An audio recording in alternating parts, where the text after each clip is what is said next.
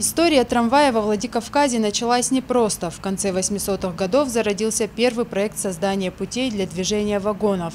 Однако реализовать идею удалось спустя 10 лет.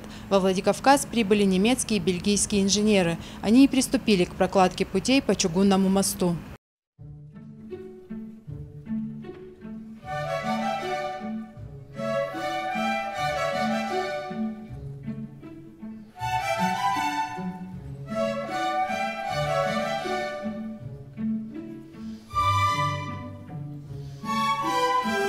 Что касается перспективы дальнейшего развития Владикавказского электротранспорта, совсем недавно в план развития города внесены коррективы. Трамвайные пути намерены проложить до рынка Викалина, однако это требует дополнительного финансирования. Трамвай должен быть в нашем любимом городе, и трамваю быть в будущем здесь. Что касается конкретных шагов, это, естественно, будет продолжена работа по капитальным ремонтам трамвайных путей, инфраструктуры предприятия. Я бы хотел обратиться к правительству республики с просьбой поддержать электрический транспорт. Естественно, это в первую очередь касается финансовой поддержки.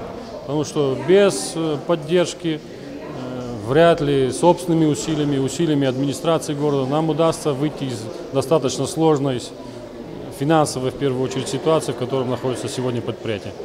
Водитель трамвая Людмила Боцеева признается, ей с детства приглянулась эта профессия. О том, что работает здесь уже более 30 лет, никогда не пожалела. Сегодня за преданность любимому делу и добросовестный труд имеет не одну награду. Часто ездила в трамвае и смотрела на старых водителей, которые уже работали, и что-то меня потянуло на трамвай. И первое время, первый год было тяжеловато работать. Пока привыкнешь, пока по книге почитать, как водить трамвай и сесть в кабину – это две разные вещи. В течение года, к концу года уже работы, я поняла, что я оказалась на своем месте. В честь юбилея в администрации прошло праздничное мероприятие. Самым преданным и ответственным в своем деле вручили ценные подарки. Перед коллективом трамвайного предприятия выступили и народные артисты Северной Осетии. Рая Дзантьева, Валерий Гадзиев, Осетия ТВ.